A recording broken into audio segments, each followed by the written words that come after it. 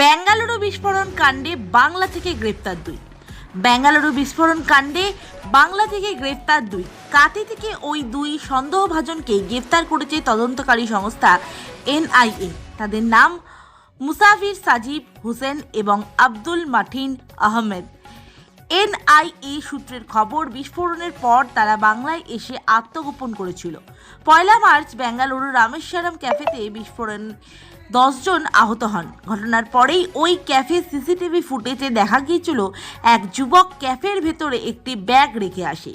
ঘণ্টাখানেক পর তা থেকেই ঘটে বিস্ফোরণ। বিস্ফোরণ কাণ্ডে জড়িত মূল অভিযুক্ত মুজাম্মিল শরীফকে আগেই আটক করা হয়েছিল। খোঁজ চলছিল সন্দেহভাজন বাকি দুজনের। বেঙ্গালুরু বিস্ফোরণ জড়িত বলে যে গ্রেপ্তার তারা করেছে তাদের প্রেস রিলিজেও রাজ্য পুলিশের সহযোগিতায় উল্লেখ করেছে এনআইএ।